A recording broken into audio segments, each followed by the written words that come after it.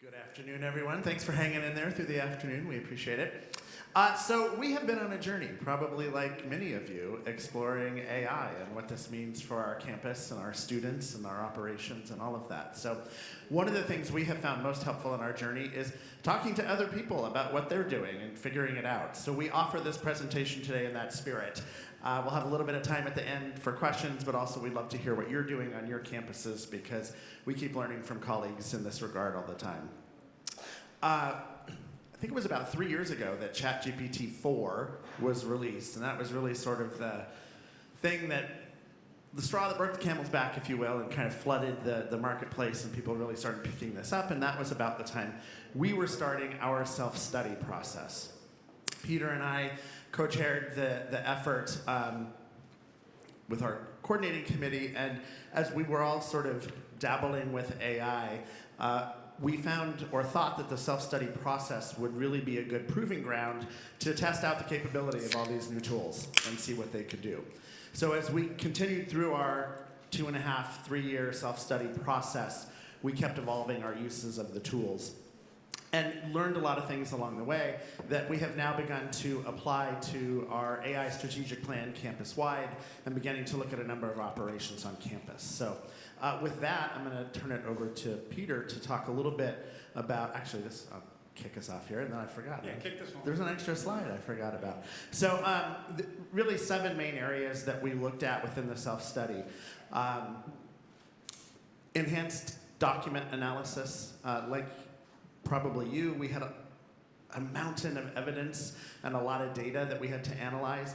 So we really leaned into some of the opportunity with AI to enhance that analysis and speed it up for us in the process. Evidence mapping and crosswalking, making sure we had sufficient and appropriate evidence. Data interpretation and visualization, helping turn some complex data and information into simplified graphics that made understanding hopefully easier for the evaluators that came to campus. We use it a lot in the writing process as well. We did not generate writing, but we'll talk a little bit more specifically, but it was an exceptionally helpful tool in that regard. We kept using it to measure against standards, and we'll talk about how we did that. We built some scenarios for feedback. We had it pretend that it was an evaluator or several evaluators and provide us feedback on the report, and then really just help streamline a lot of this process. So with that now, Sure. Peter. Well, thank you very much. One of the things I want to just point out is the importance of how we, and it's a continuous, ongoing process of learning. You know, when you make mistakes, you do things, you get feedback, and then you realize that it's only as good as the inputs. The output is only as good as the type of input and the level and degree and quality of the prompts and things like that. But AI really served for us as a tool. It really was a force multiplier, and it was helpful in leveraging the resources that we had, the manpower, etc. It was able to expedite, in general, it was able to really help us to move quickly. One of the areas that we felt that AI was extremely helpful was, as Scott indicated, in the enhanced document analysis. As you realize, the volume of documents, right? Data, charts, spreadsheets, policies, meeting minutes, they can really be overwhelming. And one of the areas that we found AI to be helpful was for its ability to expedite and to assist in reviewing these documents. So a rapid review of the documents, synthesizing large amounts and large volumes of documents, and kind of giving us summaries, helping us to summarize, was extremely helpful. Looking for recurring themes, right? One of the things we wanted to look at, we were looking at things like, you know, what are some of the most recurring themes, or we're looking at opportunities, so that was a very good thing. Gaps, very important. We wanted to, one of the things we utilized AI was helpful in identifying strengths and weaknesses in various documents, strengths and weaknesses within our drafts. So that was extremely helpful. Comparison of institutional practices against accreditation. You know, it's on an ongoing basis, we wanted to be able to make sure that everything we were working towards was working towards the mission, but also working towards what the accreditation standards are, right? making sure that we're meeting those requirements. Extracting evidence, key evidence. So sorting through a voluminous number of documents and trying to look at where the actual evidence is, right? We don't want to be taken down a path where we're going off on a tangent. We want to stay focused. So this was an opportunity to do that. I think one of the things I also want to say about the use of AI, the way that we utilized it, was that we were always mindful to direct AI in terms of what it is we wanted it to do. Right? We didn't let AI direct us. Okay? And we would provide AI with feedback. You know, if we put in an input, or if we were looking for a particular output, and we didn't feel that the output was complete, or output was comprehensive, or if there was a chart, or a graph, and the formatting, we would go back to AI, and we would say to AI, this is not what we're looking for, right? So I think it's important that you, when you utilize a tool like this, that you maintain being critical, that you use critical thinking and analysis, and not just take the output at face value, making sure, looking for verifiable sources. You know, putting accountability to some degree, as crazy as it might sound, putting some accountability to AI to be able to justify and prove some of the outputs that it was producing and why. Another area I think it was helpful in terms of the document analysis was just a reduction in man time. I think if we sat down and we plotted out the number of people hours, or man hours, that would be necessary throughout this process, it probably cut it, you know, by 1/10. So it would be a matter of one person or two people or adding more staff. So it really serves a lot of times, and it's funny, I was on a Middle States webinar, where they were an assessment webinar, and one of the presenters talked about having 2 virtual admins, and the person was referring to the use of AI in assessment, in data analysis. So I thought that was interesting. Another area, so evidence mapping and crosswalk development, right? So one of the most labor-intensive aspects of accreditation is really ensuring that our evidence, right? There's volumes and volumes of evidence. I mean, if you look at the amount of evidence, I think we had initially about 185 pieces of evidence that was uploaded, and then the additional request from the team probably was another 75 to 100. So we're talking about almost 300 pieces of evidence. It's really important that the evidence is linked, right? That the evidence is connected to the criteria, and this was helpful. So we were able to utilize creating a crosswalk so that we could look at the criteria, we could look at the different areas of evidence that we were gathering, and we could make sure that we were really answering the question, right? Again, one of the lessons that comes through the self-study process is it's not just about checking a box, right? It was important, and I think that was one of the concerns that the commission had in creating the evidence expectations, is that folks would misuse it to just check a box, right? The evidence that you're gathering has to answer the question. So if you're just gathering a piece of evidence and just throwing it either in SharePoint or throwing it in a filing cabinet, back in the day when I was the David, when we did the first reaccreditation there at Briarcliff, that's not going to be sufficient. So you really have to map it out. So standard alignment, the alignment of institutional evidence to the accreditation standard, as we said, again, gap identification. So proactively, one of the things we really wanted to do was we wanted to be as proactive as possible and to be critical. You know, we didn't want to turn around and say, well, you know, we're doing everything right, or we have everything that we need. We wanted to be extremely critical of ourselves and to look at where are our deficiencies? Where are the gaps? Where are the things that we could do better? What are the things that we're missing? So that was extremely important in this process, and AI was very, very helpful. Transparency and consistency, enhancing our organization, being organized is extremely important. I think one of the things we did was, one of the first things that we did was to develop a very, very strong project plan. I think in order to really do this, you have to understand project management. You don't have to use anything complicated. Microsoft is great, but you want to use a project plan, a timeline, and you want to utilize AI as a means of helping you stay on task, stay on timeline, meeting those deadlines. Scott and I were great, and Scott was wonderful. He had that timeline every single meeting that we had, every single board presentation. We referred to the timeline, and we were right on point. So that was important to keep us on task and to make sure that we were doing what we needed to do. Go ahead, please. One of the things we found really helpful was there's so much redundancy in that evidence that putting it through AI really helped us identify where we could share evidence across standards, where we maybe had conflicting evidence. Standard 4 said this, but Standard 6 said this. It really helped identify those types of errors that we had in not only the evidence, but in the narrative itself. It also helped with getting to that question of, does the evidence answer the question? We found a couple areas where institutionally we just think, oh, this document answers that, right?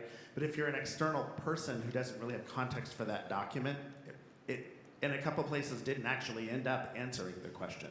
So using it as sort of a objective third party to give us that feedback helped us go back and change some of the evidence that we were providing, or in some cases pare it down, right? Like rather than giving the whole student handbook, just give them the paragraph from the student handbook that is germane to the question. No, that's great. So another area that we found using AI was extremely helpful was in data interpretation and visualization. So voluminous data, as you know, data, you can be buried in data, a sea of data. Everything, there's data all over the place. The problem is, what do you do with it? How do you utilize it? How does the data tell the story? Right? And that was part of AI was helpful in the presentation. Right? And this is an experiment. This is trial and error. Because you're starting with chat. Maybe now you start to introduce Perplexity or Claude. You compare the different types of outputs. Every AI agent has different strengths. Some are stronger in the narrative piece. We found that ChatGPT is not very good in creating PowerPoints, as you guys probably came across, right? So it was very important to kind of experiment and find the right tool that would present the data. So trend analysis, right? This is very important. There's a lot of areas in which we are asked to look at 5-year trends. You know, our enrollment, looking at retention, looking at graduation rates, placement rates, various things. So it was very helpful in identifying patterns, summaries, creating visual summaries, charts, graphs. And again, these are all things that are vetted, right? Our institutional research team, we work very closely with that team. We took a look at the outputs. Does this make sense? Is this, you know? But it raises questions. It gives us opportunities. It kind of narrows your focus. So it was very helpful there. Decision making, making sure that our decision making is evidence-based, planning around it, right? Helping us in those regards. So the data interpretation, very, very important, very helpful. This was particularly important because we had, from our last self-study, a recommendation related to assessment. And so some work had been done following that visit, but in all transparency, a lot of it fell apart during COVID and didn't quite get picked back up. So at the beginning of this process, I started at LIM right as this process kicked off, so we kicked into high gear a new assessment process. And we really sort of ramped up that timeline to get ourselves through 2 full cycles of assessment so that we had enough evidence to show of this process and its use. And so part of that use of this really helped us get through those 2 cycles of assessment more quickly than we would have been able to had we been doing it with the old horrible tools that we had been using and slowed our progress in developing that assessment. So the result of that was we expected a recommendation that said, great start, keep going, and in fact we got a commendation on it. So this was very, very helpful in assessment. Yeah, no, it was very, very helpful. One of the things I found that was extremely helpful and important, and if you have used any of the AI tools for any period of time on a project that takes, like the self-study project that was over a period of years, is that the AI agent that you're using, whether it be Chat or whether it be Claude, it builds a repository of information and it also learns. And you're able to then go back to it and refer and say, remember when I had you work on this?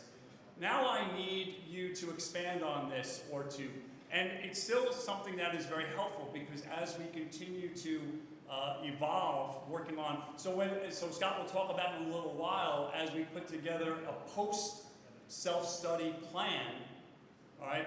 AI Agent is helpful in making some recommendations or suggestions there because it has everything, right? It already has a ton of information about the institution. It has a ton of information about different things that we've been doing throughout the self-study process. It knows, so that learning, that is very, very helpful. One other thing on the visualizations, we had work teams for each of the standards, right? And they're all producing their own graphics and things. When they came in, we found a lot of inconsistency in the way they looked. So these tools were exceptionally helpful to put them all in there and say, make these look the same so there's some consistency for the evaluators. Yeah, for tables and charts and things like that. Yeah. Writing optimization, again, as Scott had referred to, it really served for us as an editorial collaborator. And we worked with an outside person who provided us as a reader and as an editor, but this was extremely helpful. Drafting and refining, right? Looking at some initial narratives, and making sure, again, as Scott said, one of the important things is to present a unified voice, right? To create a single tone. And when you have 7 chapters that are all kind of written independently by working groups, it can be very difficult to weave those into a narrative that presents a single voice, the same tone, and we didn't want it to come across as being very disjointed. Now, in the old days, obviously, that would demand a single person sitting there and almost rewriting the entire document. The AI agent was helpful in us kind of setting the expectation, looking at the 7 disparate sections and looking for suggestions or recommendations how it could help unify those sections so that they flowed in a better narrative, right? That was extremely important. That's a ton of work. It's a ton of work. And we did hire an it's hours and hours and hours. And we did hire an external writer, but there's cost to that as well. So it saved a lot of time and money for that. Yeah, and the external editor was extremely helpful and reader in looking at each iteration and providing feedback on these iterations about everything from the content to the format, to the style, making suggestions here and there and helping guide us to it. And AI was also very helpful in evaluating the changes from iteration to iteration. I think that we probably had somewhere of 40, 50 iterations or drafts in that ballpark. So wanting to understand the incremental changes was important, and not every change is necessarily going to be for a positive. Sometimes you make a change and it's a negative, but when you're so enmeshed in the process, sometimes it's hard to be objective and to see that. AI was helpful in saying, I prefer this about the last iteration to this iteration. I think some of the changes you may want to reconsider because they don't improve the document. They maybe obfuscate the document, make it more clouded or cloud something. So that was important, right? Because sometimes people assume that all feedback is necessarily good, and that when you make changes based on feedback, it's always taking the document in the right direction. That's not always the case. So this was helpful in kind of bringing that back. So, go. A word of caution about this. And I'll talk about this on the panel a little bit too next, but some of the feedback we got from the evaluation team was that it ended up in the end sounding a little regulatory focused, right? And lost some of the color, perhaps, that we wanted to have. So, hindsight 2020, if we had to do this again, we might approach it a little bit differently, change the prompts, change the guardrails that we're asking it to work within. But I think you can take that too far sometimes. It's really important because I think when you're sending out a self-study from an institution, you want the color and the context of the institution to bleed through it, so they feel the people behind it. Exactly. Your point is well taken. Yeah. No, it's a great point, and definitely something. It's a balance, right? Because we are limited in 100 pages to get the information, all the great things that we're doing to highlight and focus, but also, as Scott said, you know, to give the color of the institution. So that it definitely is a balancing act, for sure. Did you find that you were taking out charts and graphs and pictures and moving them over to the evidence side? Absolutely. Space? Yes, we moved a lot of stuff to evidence because that 100-page limit is pretty tough to fit everything in. Absolutely. Very important charts. Yes, exactly. Well, and that's where, you know, back here, it would point out where you've talked about this in 2 spots. You can maybe pull it out here and save yourself some space in the document. And to your point, the other thing is the ability of it to assist us in identifying consistency in how we present it. Because again, we have a working group that's working on chapter 1, a working group on every chapter, and even though they're talking about some of the same things, to make sure that it's consistent. Yeah. So quality assurance standards, right? This was another extremely important thing. Served as an independent quality assurance layer, not the only quality assurance layer, which is extremely important. There are a number of quality assurance layers throughout the process. We had our coordinating committee, which was constantly involved in reviewing and editing and providing feedback. We also had, I had the pleasure of having one-on-one meetings with every board member, particularly several of the board members that were had served on the commission or had been involved, had looked at the draft and provided some feedback. We worked with our external editor. So we had a lot of quality assurance checkpoints along the way, but this just served as an additional layer. Kind of looking at the standards review.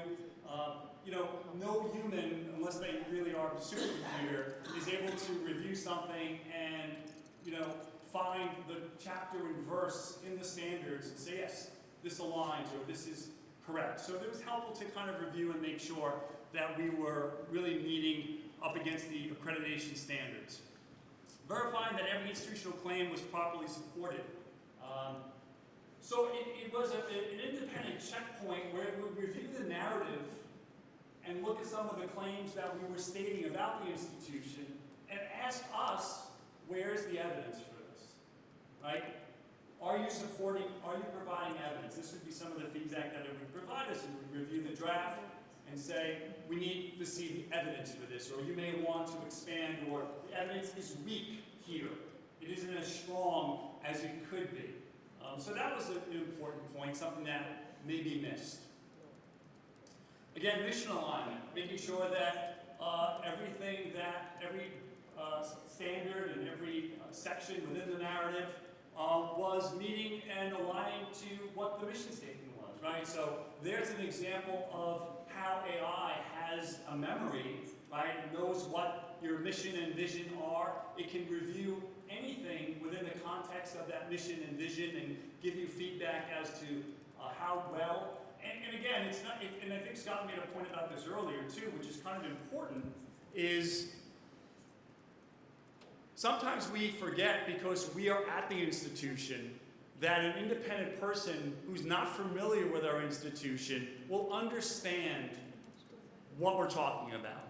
And that came down to one of the things that Scott and I did was we created, which I think was extremely helpful, we created a list of acronyms. And it turned out to be over 100 or 200 acronyms that were being utilized within our institution that we can't take for granted that an outside person, even in higher education, would really know.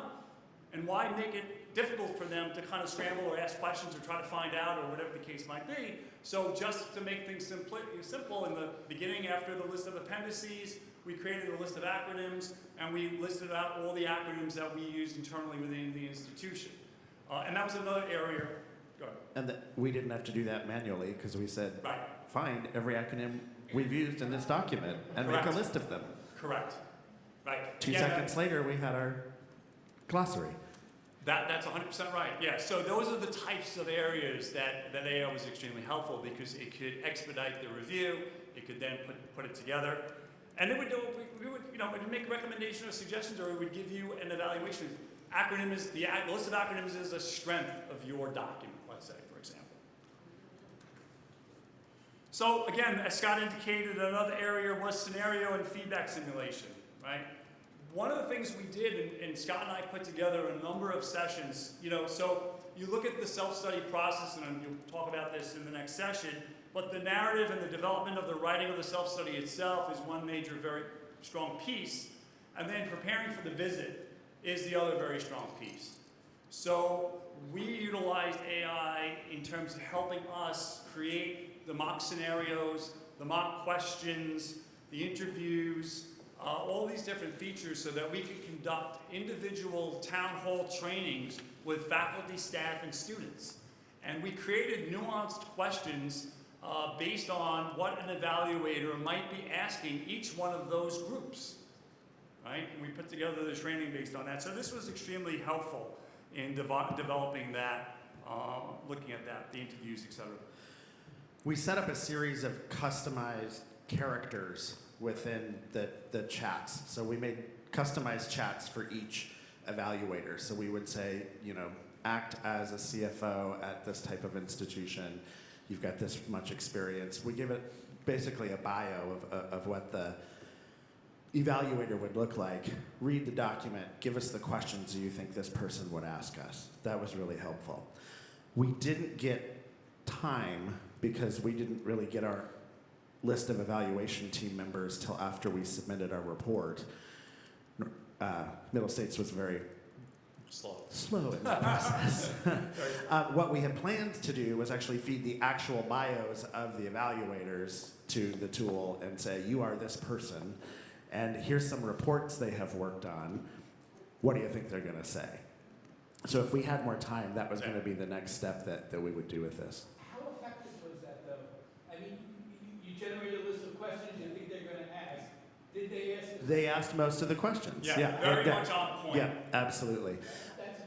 Yeah, exactly. And I think it was most helpful in the training component, sitting in front of faculty, students in particular who, are often nervous about this process, to say, these are the kinds of things that they're going to ask. And we heard from a couple students, oh, you talked about that in the training, and they actually asked us that. So we were ready with an answer. So yeah, it was pretty accurate. So if I put in the chat GPT, I'm going out tonight and I'm drinking a lot.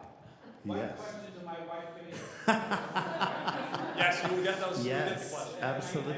You might test it out. Absolutely. Get yourself prepared. The other thing it was extremely helpful within that context was creating a list of guidelines about, for example, not saying more, not going beyond the scope of the question, right? Things like this. It was very helpful in helping us to create a guide for the different contingencies, different stakeholders, and say, don't feel like you have to embellish, or if you don't know the answer, it's okay to say, so I'm not familiar with that, I can get you in touch with somebody that knows that, not to try to go outside the scope of what you really know or what can be expected. So that was really helpful. Yeah.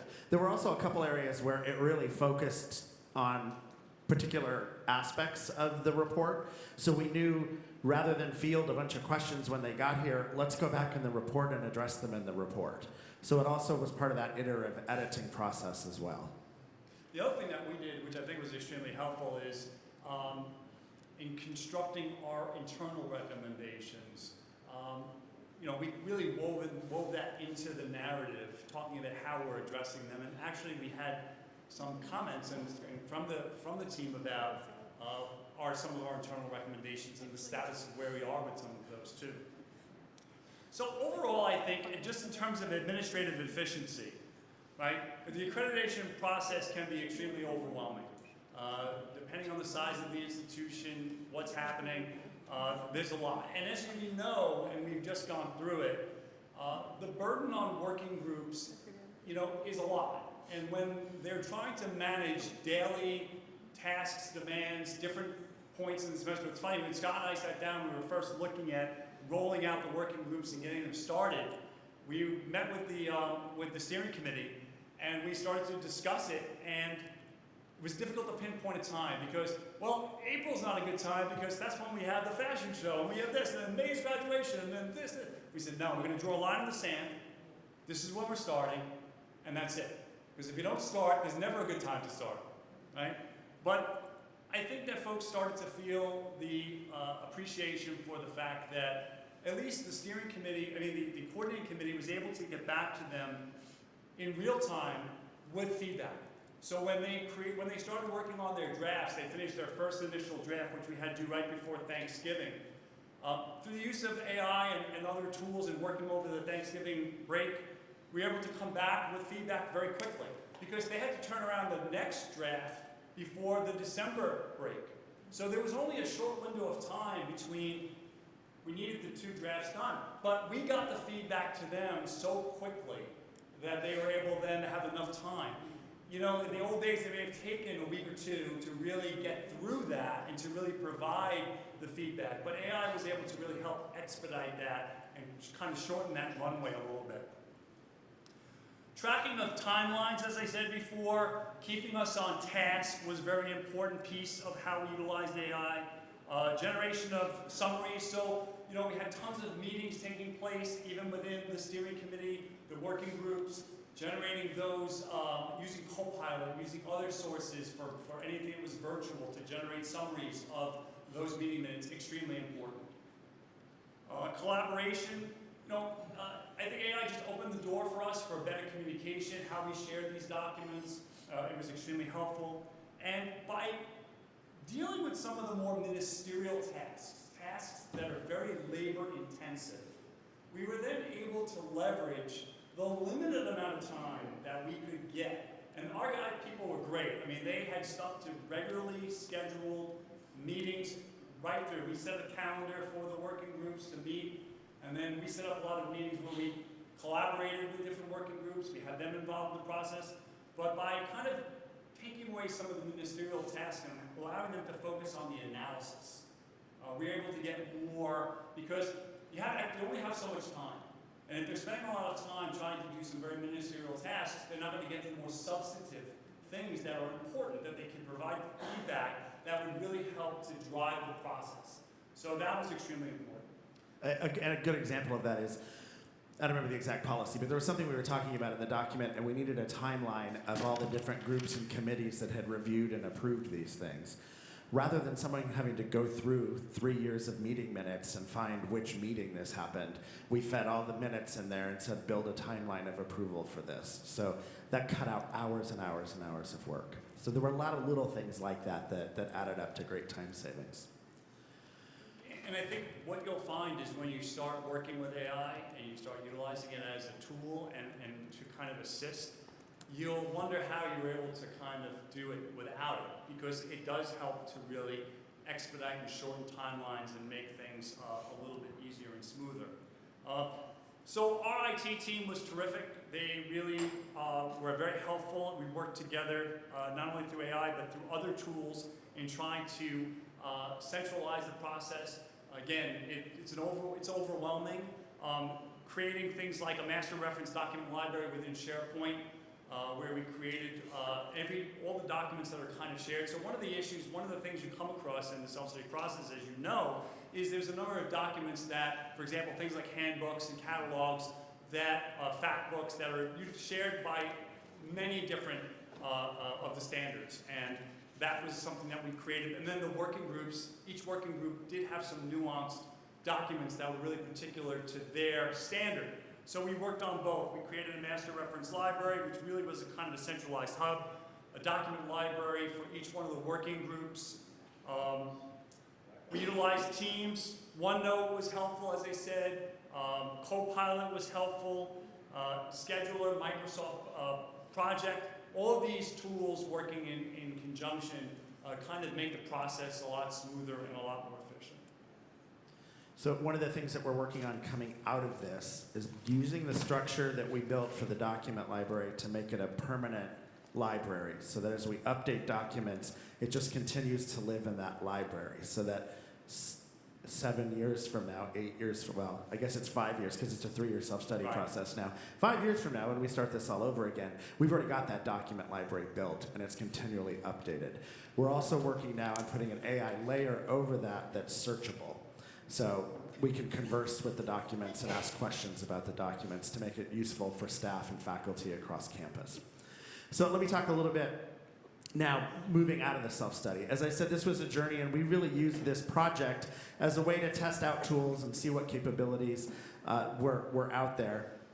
Coming out of that, we have developed a strategic plan for AI for the campus, stood that up with all the appropriate policies to ensure data security and appropriate guardrails for use. But the strategic plan really focuses in three main areas. So how we use it on the administrative side, and we'll talk about some of those examples here. We've really focused heavily on student outcomes and employability.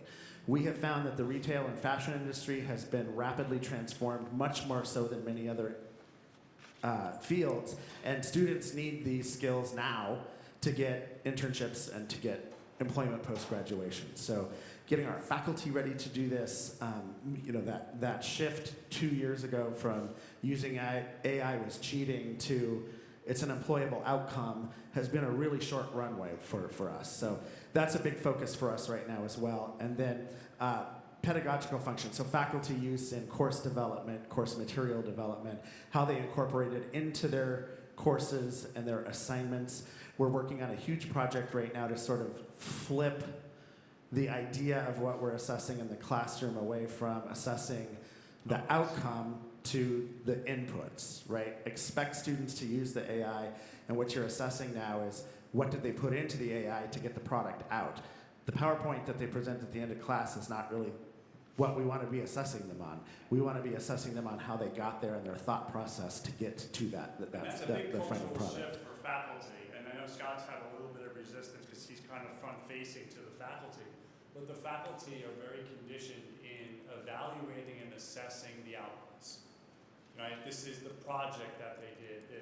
When we try to flip the script and say to them, you've got to kind of change your focus now, we want you to focus on the thinking that went behind developing this project. What was the thought process behind it? What were the tools that were being utilized? We need you to assess, we need you to create rubrics around that, and be less focused, as Scott said, on the output, right? Making the PowerPoint is not what we're assessing them on. We're assessing them on what went into that process. So one of the things we did was we ran an AI hackathon. We gave everyone a bunch of resources to learn about AI, some tools to get in and play around with, and we gave them a 3-week window in which to use AI tools to hack your own job. What can you do within your own job to really focus on either sparking new ideas, to improve the quality of what you're doing, to save time in your work, to reduce redundancy, whatever it is. So we got some really fun and interesting projects out of that. 4 of them are listed here. Our marketing department has trained a tool in our brand identity and our voice. So it's fed basically everything we've produced over the last 10 years into it. It's got the style guideline. So now it's able to generate content as a starting point for them much more rapidly. So it's cut their production time down significantly, but we know that it's within our brand voice. Our advising department worked with the tech department to streamline their outreach. One of the things that the advising department has been doing for years is taking 6 different spreadsheets of students that are on the list for some reason, and then they cross-reference those to figure out who's most in need of a phone call from the advisors, right? Yeah. And half their time was spent organizing those lists and figuring out who to call, not actually calling them.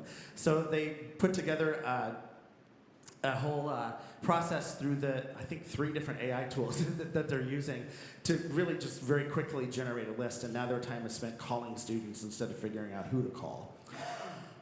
Similar to the marketing tool, our social media team is really focused on flooding the social media channels to really get the LIM name out there, but that takes a lot of diligence and continual posting.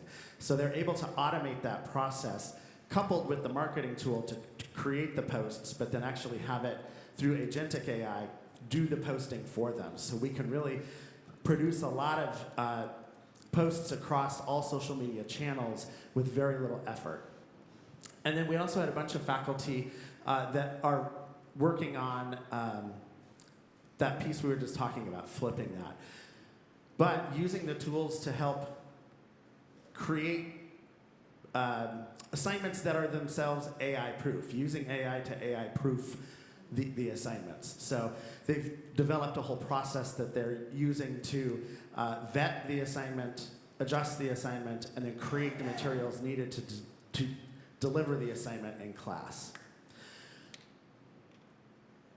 So the path ahead for us, we are really actively looking at use in all of these different areas. Faculty development is a critical area for us, as I said, getting faculty up to speed on this. Students are learning, faculty are learning right alongside students. And you know, I don't know about you, but I've got some, I'm not going to call them Luddites, but some folks that are dragging their feet on this AI thing. So we've got to get everybody up to speed and really comfortable using it. So we're focused on training faculty in use of AI, but also using AI to help them in their work in the classroom. We've developed a faculty community of practice. One of the things we found with faculty is there's just a lot of fear, and I don't know what's going on with AI, and deer in the headlights type reaction to this. So we've developed a community of practice that is very much in the spirit of what I said at the beginning of this, like just talking about how you're using it. So it's a place for faculty to come together, talk about the issues they're seeing in the classroom, the ways that they're using it, mistakes they've made, what to do, what not to do, and that has really helped push this effort with faculty beyond you know, sort of a directive that you have to do this. That peer work together has really helped them get to the next level, that big hurdle of it's cheating to this is a really interesting way to teach. Similar to the document library that I mentioned earlier, we're developing a policy library. So we've never really had a centralized policy library. This was an effort that came out of the self-study, an internal recommendation to have a centralized policy library that feeds all the other places that the policies get published, right? We might have a policy that's in the student handbook, the catalog, the faculty handbook, the employee handbook. We want to make sure that that policy is consistent and published in all of the appropriate areas. So we're using AI to develop this policy library and lay a chat bot over it. So if someone has policy questions, faculty, staff, students, they can use the chat bot to ask their questions and get policy information from it. 2 years ago, I think, I presented on the advising work that we were doing with the AI outreach. So we have a texting tool that reaches out to students. It's an AI tool. We've got one in admissions as well. But part of what we're beginning to utilize that for, we now have 2 years of data from that system. It's now able to give us some trends and common themes in what students are asking about, what services they want enhanced on campus. So that length of time using those tools has allowed us to really go back and look at their use and the student voice in a much different way than we've been able to do previously. One of the big projects Peter's working on right now is scheduling efficiency. How many sections to offer, what days and times to offer them, keeping students on path, making sure that they have the courses they need to make appropriate progress, right, has been, for us at least, a very manual, tedious process. So we're looking to use AI to really make that not only more efficient, but more accurate, and not just rely on the brain of the person that's been doing it for 30 years. Yeah, and that's the legacy of the people that have the institutional knowledge, and when they retire, and they take all their knowledge with them, Yeah. that's part of the problem. And then finally, retention trends and analysis. Retention, as we've talked about, is a big issue for everyone. So we're really have a campus-wide push right now on retention, and the AI tools and data analysis has been really helpful in determining where to put our efforts that are going to be most effective, right? If you read about retention, there's a trillion things you can do, but for our institution, for our students, what is right for them, and where is it most important for us to put our efforts, and where can we not put our time and money elsewhere? Let's see, strategy development, execution tracking. So we are working now to integrate this standalone AI strategic plan into the institution-wide strategic plan, so that this isn't just, you know, it's clear this is not going away, this AI thing. So we're going to integrate it into the full strategic plan, number of documents and inputs here. So we're really excited about the direction that this is going. But as I said at the top, we first want to answer questions, but we'd also love to hear from you how you're using AI on your campus so that we can all get some good ideas to take back. Thanks for doing this. This is great. I just wanted to, for the peer evaluators in the room, the opposite's true as well. I've been on 2 site visits so far, and I've used this to do crosswalks between, self-study and, website searching and just other things, and helps me frame the question a lot quicker and lets me focus more on the actual document than, sort of going back and forth. But at the same time, making sure that we're, and we just went through a data security presentation a few minutes ago, being mindful of what we're putting out there by means of PI and PII. So I just wanted to remind the peer evaluators that this is an awesome opportunity for us too to go in here and use this tool. So thank you for doing this. That's a great point. I would add too, I'm sure you all know this, Middle States has a policy that you have to disclose your use of AI, so we certainly did that in our report and disclosed all of this. Other questions, other uses?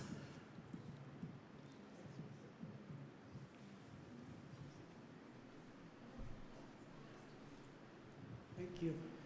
I was actually thinking the same thing as well. So I don't know the ins and outs of the difference. Well, I know the difference between closed AI and open AI, but if you use closed AI, then we wouldn't have that same concern. The question is the expense probably is significant to get a closed AI system, but I don't know that.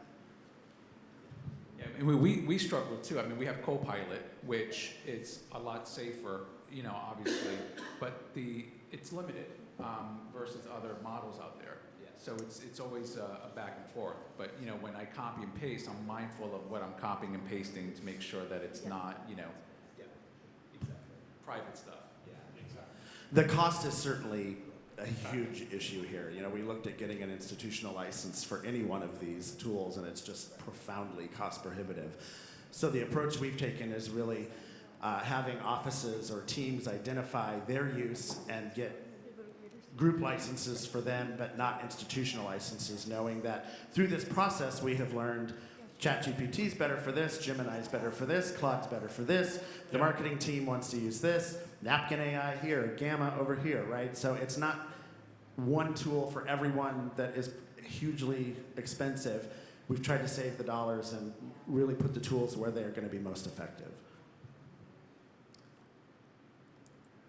Anyone else? Can you just Yeah. say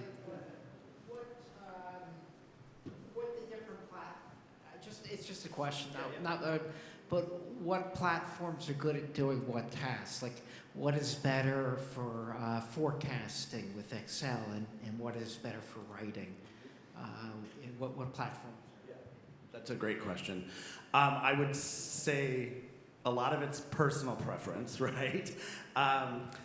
I have found, and I think we found through the self-study process, that the writing work is, ChatGPT is really good at that. Yeah, I agree. A lot of the analysis work, I would look to Claude. Yeah. The marketing team is really leaning into Claude as well. Claude has really leaned into very specific sub-products that are really strong in finance, for example. In marketing, they've got a Claude marketing piece that's really strong. There's also, when you get into like image generation, PowerPoint presentations, those types of things, you want to look at a purpose-driven tool like Gamma, okay, or Napkin AI. Napkin is a really great way to put a bunch of information in there and have it generate infographics, or I've tried to start doing this more in my emails. Rather than a long rambling email, make a simple infographic of this that's more interesting for people and easier to digest. So those are some of the things that we've worked with. To the point about Copilot, I have a colleague who says, you use Copilot if you have to, because it's not great at many things. But its integration into the full Microsoft suite is actually really incredible. So one of the things that we're working on now is Like I use it every morning. I come in and surface my most important emails for me. You know, just some of those administrative tasks that can take time as well.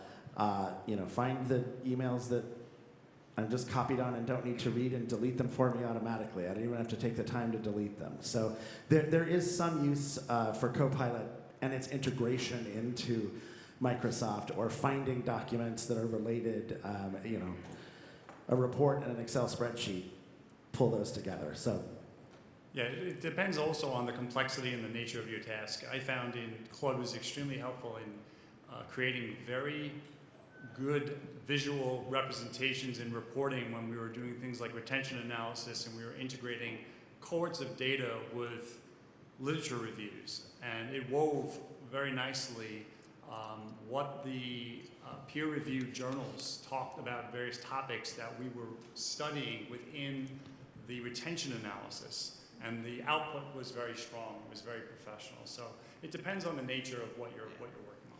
we also have a cadre of folks who are starting to use Perplexity now, because Perplexity draws on a number of different models. So you can ask it to use ChatGPT, Gemini, Claude, etc. with one tool. So in terms of cost savings, using Perplexity can be a good way to go. Other questions, other uses? There was a question in the back right. Oh, yeah. Oh, I knew you had a question. I just wanted to know, how do you guys account, how do you count the inconsistencies? Like, for example, you know, we were using it for our self-study too, and then sometimes there would be inconsistencies where it pull something and it just like make up some random Yeah. statistical data. So I'm just curious, when you were looking at costs, we had our way of doing it, but how did you guys approach that?